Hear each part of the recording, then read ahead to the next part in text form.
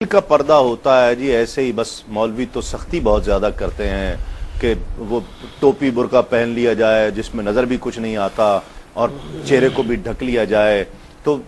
یہ تو زیادہ سختی کی جا رہی ہے۔ پردہ تو اصل پردہ تو ہمارے اندر کا ہوتا ہے، ہم اندر پردہ کریں اور ہم اپنے دل کو پاک رکھیں، دل کو صاف رکھیں، ٹھیک ہے، اتنا بہت ہے۔ لیکن سب سے پہلے تو ایسے حضرات سے کویسچن کیا جائے گا کہ کیا آپ کی یہ ذہانت کا اعلیٰ درجہ اللہ تبارک و تعالیٰ اور اس کے رسول کریم صلی اللہ علیہ وسلم کے پیش نظر بھی رہا تھا یا نہیں رہا تھا؟ جب انہوں نے احکام نازل کیے تو کیا صرف انہوں نے قلب کے پردے کو ہی مقدم رکھا یا ظاہری طور پہ پردے کا اعتبار فرمایا؟ لہٰذا یہ آج کل ایک ایسا طبقہ میں نے دیکھا ہے کہ جو اپنی بات کو مضبوط کرنے کے لیے اللہ تبارک و تعالیٰ اس کے رسول کریم کے مقابل آنے کے بجائے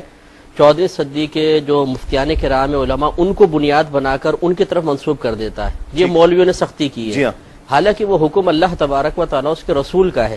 اور ان کی مخالفت حقیقتاً آپ ان کی مخالفت نہیں کر رہے بلکہ اللہ تبارک و تعالیٰ اس کے رسول کی مخالفت کر رہے ہیں۔ میں کہتا ہوں نہ آپ کی بات سنیں نہ میری بات سنیں، قرآن اور حدیث کو اٹھا کر دیکھ لیں، اس میں دیکھ لیجئے اگر اللہ تعالیٰ اس کے رسول یہ فرما رہے ہوں کہ دل کا پردہ ہوتا ہے صرف، تو ٹھیک ہے، اور اگر وہ کہتے ہیں کہ نہیں دل کے پردے کے ساتھ ساتھ ظاہر کا پردہ بھی ہوتا ہے، تو پھر یہ بتائیے کہ اصلاح مولویوں کی ہونی چاہیے یا آپ کی اصلاح ہونی چاہیے؟ ٹھیک، یہاں تو آدمی اپنی چرب زبانی کے ذریعے، اپنی ذہانت کے ذریعے اور اس ذہانت کو عام کرنے کے وسائل و اسباب مہیا ہونے کے اعتبار سے شاید کسی پر غالب آ جائے، لیکن میدان محشر میں جب اس کے بارے میں کویسچن ہوگا تو یہ ضرور سوچ لینا چاہیے کہ آپ کی زبان سے نکلنے والے چند الفاظ جو سینکڑوں ہزاروں لاکھوں لوگوں کو گمراہ کر رہے ہیں، ان کا جواب آپ میدان معاشر میں کھڑے ہو کر کیسے دیں گے؟ باقی حضرت نے ارشاد فرمایا استثنائی صورتیں ہر جگہ ہیں۔ ہمارا مذہب اسلام اتنا بہترین مذہب ہے کہ وہ ہر دور میں اور ہر موقع کی مناسبت سے احکام میں ترمیم کی اجازت دیتا ہے، لیکن ہر عام شخص کو نہیں۔ فَاسْأَلُوا أَهْلَ الذِّكْرِ إِن كُنتُمْ لَا تَعْلَمُونَ، اگر تم نہیں جانتے تو اہل علم سے سوال کرو، اور ہم بالکل جواب دیتے بھی ہیں ان تمام چیزوں میں جہاں رعایت نکلتی ہے وہاں رعایت کا پہلو ضرور نکالتے ہیں۔ مطلب جو میڈیا پر آنے والی خواتین ہیں یا جو ڈاکٹرز ہیں یا ٹیچرز ہیں جس طرح کہا گیا، ان تمام شعبوں میں اجازت کا کوئی پہلو نکل سکتا ہے؟ دیکھیے تو ہر شعبہ اتنا وسیع ہے کہ اس پر اور ہر شعبے کے اندر پھر مختلف ایسے پہلو نکل جاتے ہیں کہ ہر ایک پر مستقل کلام کی ضرورت ہے۔ میں ایسا کوئی اجمالی جواب نہیں دے سکتا ہوں کہ جس کو بنیاد بنا کر تمام مسائل فوری طور پہ حل ہو جائیں۔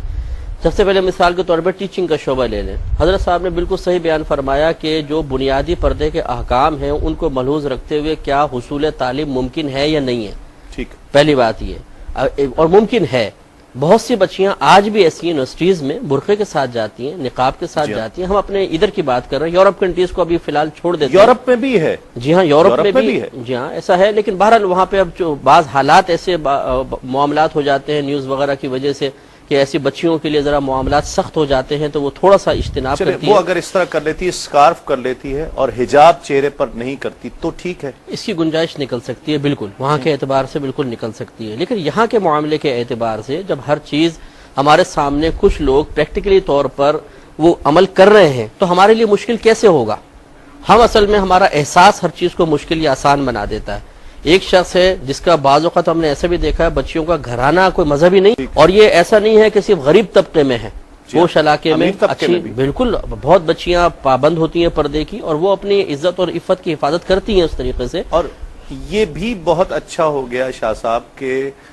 اسکارف جو ہے وہ ایک فیشن کی صورت اختیار کر گیا ہے، یعنی ایک اگر خاتون نے اسکارف اوڑھ رکھا ہے تو وہ آپ کو دیکھنے میں اچھا لگے گا، آپ کی نظر میں اس کی ایک عزت اور وقار بنے گی اور ایک فیشن کی صورت اختیار کر جائے۔ میں ایک بات عرض کرنا چاہ رہا ہوں کہ جس طرح کی یہ جو گنجائش کی بات پہلے بھی آپ نے ذکر فرمائی اور اس میں سوال کے حوالے سے آپ نے ذکر کیا تھا، میں صرف عرض کرنا چاہتا ہوں کہ ٹھیک ہے چلیں ہمارے میں کوئی برائی کا عنصر ہو یا آج کل کے عام خواتین وہ پارسائی رفت اور وہ یعنی قلبی طور پر اس قدر مضبوط نہ ہو، امہات المومنین رضی اللہ تعالی عنہن ان کے لیے تو تصور بھی نہیں کیا جا سکتا، دل کے پردے کی جو آپ بات کر رہے ہیں وہ تو ام المومنین، یعنی قرآن نے جو ذکر کیا النبی اولا بالمؤمنین من انفسہم وازواجہم امہاتہم، یعنی جو نبی کی بیویاں ہیں وہ تمام امت کی جو ہے وہ مائیں ہیں، بے شک تو امت کی ماں ہیں۔ لیکن حضرت فاروق اعظم رضی اللہ تعالیٰ نے جب سید عالم صلی اللہ علیہ وسلم کی خدمت میں یہ ذکر کیا تھا تو پردے کا احکام نازل ہوا، تو پردے کے احکام جو نازل ہوئے سیدہ حفصہ پر ہوئے، پردے کے احکام جو نازل ہوئے سیدہ عائشہ پر ہوئے، اور آج بھی آپ دیکھیں وہ درجے میں ہماری ماں ہی ہے، لیکن صحابہ کرام علیہم رضوان بھی جب ان سے احادیث کے مسئلے میں تکرار کرتے تو حجاب ضرور ہوتا تھا، درمیان میں پردہ ضرور ہوتا تھا۔ میں یہ پوچھتا ہوں کہ دل کے پردے کی بات ہے تو ام المومنین سے صحابہ کرام براہ راست کیوں نہیں بات کرتے تھے؟ اور ان سے بڑھ کر دل کا پردہ کس کا؟ اور امہات المومنین براہ راست مسجد میں آ جانا، یہ لوگوں سے ملنا، یہ کیوں نہیں فرمایا؟ جب شریعت مطہرہ کا حکم نازل ہوا، جس طرح مفتی صاحب نے ذکر فرمایا کہ جب اللہ رب العالمین نے جو حکم مرحمت فرمایا تو ظاہر اور باطن دونوں کے ساتھ ہے، اور صوفیہ کرام جو اس بات کو ذکر فرماتے ہیں وہ یہ کہ جس نے اپنے آپ کو ظاہر کی مشقت سے نہیں لگایا باطن کے اندر نور پیدا ہی نہیں ہو سکتا، تو لہذا ظاہر کو سنوارنا یہ دلیل ہے باطن کو سنوارنے کی، ظاہر سنورے گا تو پھر باطن سنورے گا۔ ٹھیک، حضرت تھوڑی بہت مختصر سیدہ عائشہ صدیقہ رضی اللہ تعالیٰ عنہ فرماتی ہے کہ نبی کریم صلی اللہ علیہ وسلم کبھی بھی عورتوں کو سامنے بٹھا کر بیعت نہیں فرماتے تھے، ہمیشہ آپ نے پردے میں بیعت فرمائی۔ تو آپ یہ دیکھیے نبی کریم سے زیادہ پاکیزہ کون ہوگا، پاکیزہ قلب کون ہوگا؟ اگر دل کا ہی پردہ ہوتا سرکار سے بڑھ کے آپ تو روحانی والد ہیں پوری امت، بے شک، لیکن سرکار صلی اللہ علیہ وسلم نے کبھی بھی عورتوں کو نہ ہاتھ لگایا اور نہ اپنے سامنے بٹھا کر بیعت فرمائی، بلکہ پردے میں بیعت فرمایا کرتے تھے۔ ناظرین